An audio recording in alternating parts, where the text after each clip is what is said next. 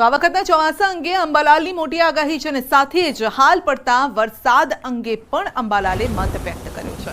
ગુજરાતમાં નિરંતર ચોમાસું ક્યારે તેની પણ આગાહી કરી છે।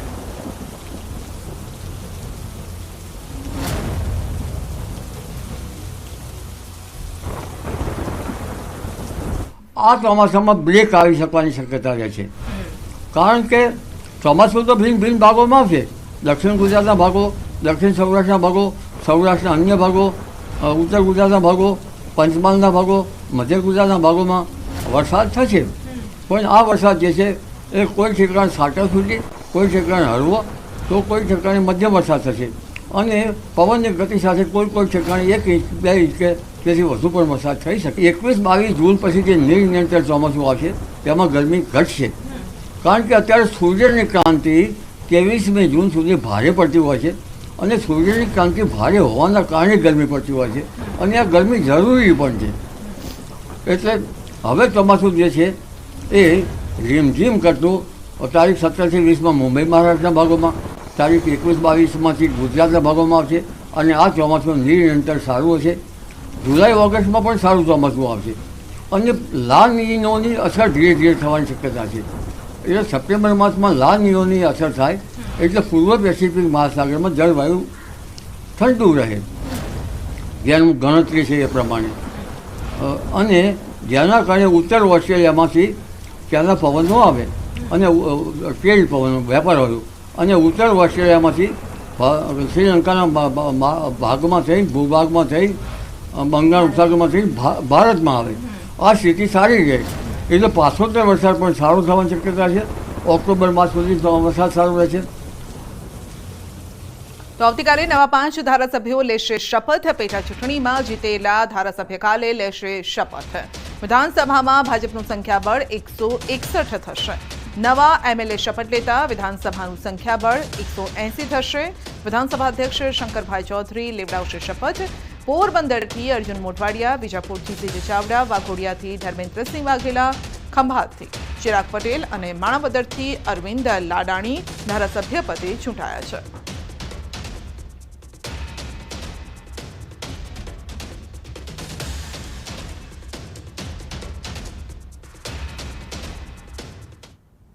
ત્રંબામાં સનાતન ધર્મનું મહાસંમેલન। આવતીકાલે સનાતન ધર્મ સેવા ટ્રસ્ટ દ્વારા મહાસંમેલન। સંતો, મહંતો, મહામંડલેશ્વર, કથાકારો હાજર રહેશે। જગતગુરુ શંકરાચાર્ય સ્વામી સદાનંદ સરસ્વતીજી મહારાજ આ સંત સંમેલનના અધ્યક્ષ સ્થાને રહેશે। હિન્દુ ધર્મના દેવી દેવતાઓ અને સનાતનના સાધુ મહાપુરુષોની અપમાનજનક ટિપ્પણી સહિતના મુદ્દે કાયદાકીય પગલાં લેવાનું પણ નિર્ણય થશે।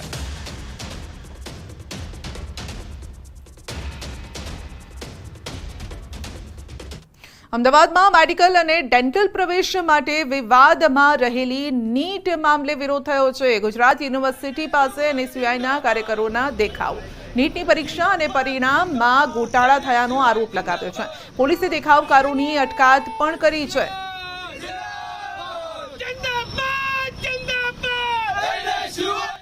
દેશભરમાં નીટનો વિરોધ થઈ રહ્યો છે, ત્યારે આપ જોઈ શકો છો કે અમદાવાદમાં એનએસયુઆઈ દ્વારા જે આ વિરોધ કરવામાં આવી રહ્યો છે, જે પ્રકારે નીટની જે પરીક્ષા જે છે મેડિકલ એન્ટ્રન્સ માટે જે લેવામાં આવી હતી અને ત્યારબાદ તેનું જે પરિણામ આવ્યું હતું, એ બંને પરીક્ષા અને પરિણામ જે છે તે શંકાના ઘેરામાં છે અને તેને લઈને ક્યાંક ને ક્યાંક જે છે આપ જોઈ શકો છો કે દેશભરમાં વિદ્યાર્થીઓ પણ જે વિરોધ કરી રહ્યા છે, ત્યારે એનએસયુઆઈ જે છે તેઓએ અહીંયા અમદાવાદમાં જે છે ગુજરાત યુનિવર્સિટી ખાતે વિરોધ નોંધાવ્યો છે અને અત્યારે એનએસયુઆઈ જે છે તે વિરોધ નોંધાવી રહ્યું છે। શું કહેશું? આ નીટનું જે કૌભાંડ થયું છે એના માટે અમારું આંદોલન છે। જ્યાં સુધી આનું નિવારણ નહીં લાવવા માટે આવે અમે આંદોલન કરીશું અને ભૂખ હડતાલ પણ ઉપર ઉતરીશું અમે। બિલકુલ, તો જે છે આ એનએસયુઆઈ જે છે તે ક્યાંક ને ક્યાંક આ વિરોધ નોંધાવી રહ્યું છે અને આપ જોઈ શકો છો કે પોલીસ દ્વારા જે છે તેઓની અટકાયત જે છે તે કરવામાં આવી રહી છે। એનએસયુઆઈના કાર્યકરો અને આગેવાનો જે છે તેઓ અહીંયા ગુજરાત યુનિવર્સિટી ખાતે તેઓએ રસ્તા રોકો આંદોલન જે છે તે કર્યું છે। નીટનો જે છે તે વિરોધ કરવામાં આવી રહ્યો છે અને તેને લઈને ક્યાંક ને ક્યાંક અત્યારે આ એનએસયુઆઈના કાર્યકરોની જે છે તે અટકાયત કરવામાં આવી રહી છે। જોકે એનએસયુઆઈના કાર્યકરો જે છે તેઓ આગેવાનો જે છે તે કહી રહ્યા છે કે આ પરીક્ષા જે છે ફરી આ નીટની પરીક્ષા લેવાની જે છે તે માંગ કરી રહ્યા છે અને જ્યાં સુધી આ પરીક્ષા લેવામાં નહીં આવે ત્યાં સુધી જે છે વિરોધ જે છે તે યથાવત રહેશે. કેમેરામેન ખેંગાર રાઠોડ સાથે સંજય ટાંક, ન્યૂઝ 18 ગુજરાતી, અમદાવાદ. ભરૂચમાં માતા પિતા માટે ચેતવણીરૂપ ઘટના ઘટી છે. ટેમ્પો ચાલકની અડફેટે 1.5 વર્ષના બાળકનું મોત થયું છે. રમતા રમતા બાળક રસ્તા પર આવી ગયું અને અકસ્માત થયો. અંકલેશ્વરમાં સારંગપુર નજીક આ ઘટના બની છે. અકસ્માત બાદ ટેમ્પો ચાલક ફરાર છે. સારંગપુર નજીક આત્મીય સોસાયટી નજીક અકસ્માત થયો. ટેમ્પો ચાલકે બાળકને અડફેટે લેતા તેનું મોત નીપજ્યું છે. સમગ્ર મામલે જીઆઈડીસી પોલીસે તપાસ પણ હાથ ધરી છે.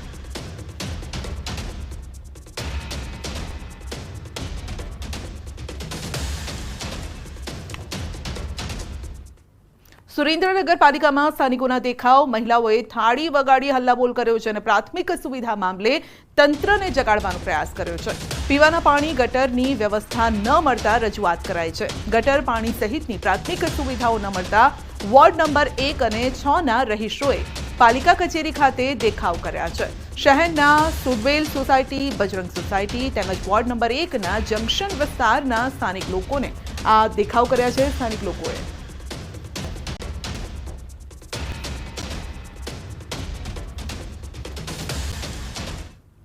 તો સુરતમાં વધુ એક સરકારી અનાજ કૌભાંડ.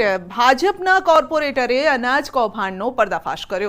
ગરીબોને પૂરતું અનાજ ન આપતા હોવાનો આરોપ લગાવ્યો છે. ઉધના ઝોન વિસ્તારમાં અનાજ વિક્રેતા પર આરોપ લગાવ્યો છે.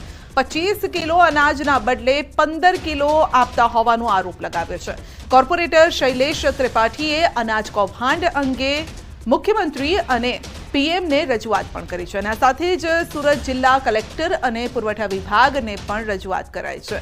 તો રજૂઆત ત્યારે સરકારી અનાજ લેવા આવતા લાભાર્થીઓ પણ કહી રહ્યા છે કે અનાજ ઓછું આપવામાં આવે છે અને ચીમકી પણ આપવામાં આવે છે. જેટલું અનાજ મળે છે એટલામાં જ ખુશ રહેવા મજબૂર બન્યા છે લાભાર્થીઓ અને હવે તેઓ રોષ પણ ઠાલવી રહ્યા છે. सीधी सी बात है यार, परवाने की बात करो. हाथ जोड़ता हूँ हेलो भाई, कार सब जानते हैं राकेश मौर्या को, मुझे कोई फर्क नहीं पड़ता. कोई बात नहीं मेरे भाई. परफेक्ट मिलता है परफेक्ट मिले नहीं मिले वो बात नहीं. नहीं प्रमाण बता ऐसा क्यों बोलते परफेक्ट नहीं. आप 35 किलो है तो 17 किलो लो, 15 किलो लो, लेके चले जाओ. नहीं लेना है तो ले जाओ यहाँ से दूसरे दुकान पे जाओ. कितने नाम हैं और 7 नाम है सर. तो एक यूनिट पे कितना मिलता है आपको पता है. एक यूनिट पे 5 किलो मिलता है. झिकझिक करता हूँ तो हटा देते हैं, नहीं देते हैं, बोलते हैं जाओ अपना. क्या करते हैं आप. पावर लूम चलाते हैं सर.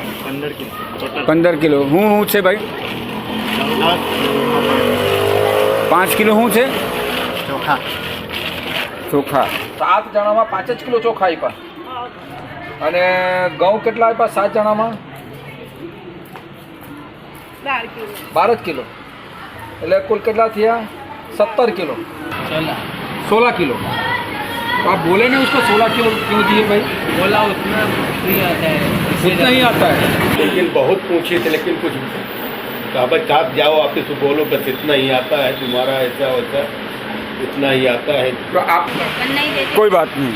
पेन 1 2 3 4 5 नाम है.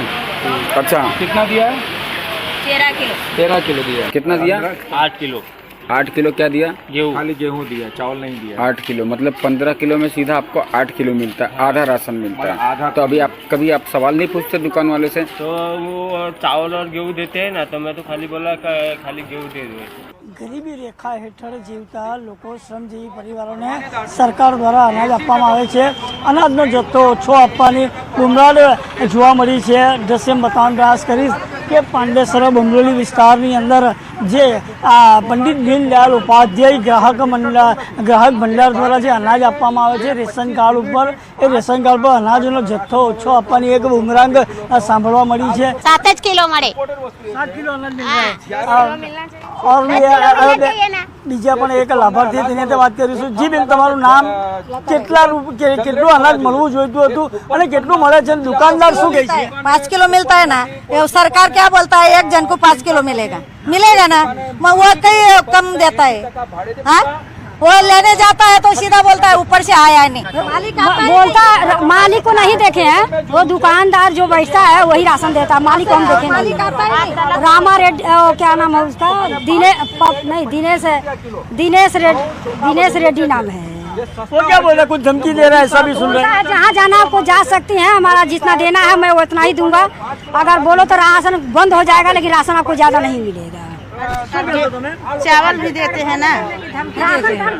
मेरा नाम हर्षा अशोक पांडे है और मेरा 4 लोग का नाम है और उसमें हमको 20 किलो मिलना चाहिए। 25 किलो का मैसेज मोबाइल में आता है, जिसमें से हमें खाली 12 किलो राशन मिलता है और दाल चना ये सब तो कभी कभार साल में 1-2 बार आता है, तो उसका भी पूरा कीमत हमसे लिया जाता है। જે અનાજ હોય છે એ અનાજ મળતું નથી, પણ એની મુહિમ અહીંના જે પૂર્વ કોર્પોરેટર શૈલેન્દ્ર ત્રિપાઠીએ ઉપાડી છે। શૈલેન્દ્ર ત્રિપાઠી સાથે વાત કરીશું। જે શું સર્વે થયો છે, કેટલું અનાજ ઓછું મળે છે, કયા દુકાનદારો અનાજની ગોલમાલી કરે છે, તમે જે સર્વે કર્યો એમાં શું કહેશો? સર્વેમાં તો એમાં 15 થી 16 દુકાન તો મેં ખાસ માર્ક કર્યું છે, જે મેં લેટર લખ્યા છે એમાં માર્ક કર્યું છે, ટીક માર્ક કર્યું છે કે આ લોકો ઘપલાગીરી કરે છે। પણ ખરેખરમાં ઉધના ઝોનની અંદર, સુરતમાં તો બધા જ ઘપલાગીરી કરે છે, પણ જે મેં સર્વે કર્યું છે એમાં 60 દુકાનો છે ઉધના ઝોનમાં। એ તમામ લોકો 90% પરવાનેદાર બેસતા નથી, દાદાગીરી કરે। અરે મારા જેવા પર દાદાગીરી કે હું પોલીસને બોલાવ, રાજકારણીને બોલાવ, આપણે કોઈથી સારું કામ લઈને નીકળેલા છે। ભગવત કરેલ કે લોકોના પેટના લાત લાગેલો છે એટલે મેં નીકળેલો છું, મારા માટે નહીં, ગરીબ પ્રજા માટે। નરેન્દ્ર મોદીજીએ જે કીધું છે કે ભ્રષ્ટાચાર મુક્ત અને મેં ફ્રીમાં રાશન આપ્યું છું, એ લોકોના હક અપાવવા માટે મેં મેદાનમાં ઉતર્યો છું। આ તો ભાજપના કોર્પોરેટરે પર્દાફાશ કર્યો છે જે સરકારી અનાજનો ગોલમાલનો, અને ખાસ કરીને જે કોર્પોરેટર છે એણે સીએમ પીએમઓ અને ગૃહ મંત્રાલયને પુરવઠા અને નાગરિક સચિવ સુધીની ફરિયાદો કરવામાં આવી છે। હવે જોવું રહ્યું છે કે આ ફરિયાદને ધ્યાનમાં લઈને આ સરકાર કેવા કે કઈ રીતના નક્કર પગલાં ભરે છે કે શું કરે છે। કેમેરામેન ભરત બ્રહ્મભટ્ટ સાથે કેતન પટેલ, ન્યૂઝ 18 ગુજરાતી, સુરત।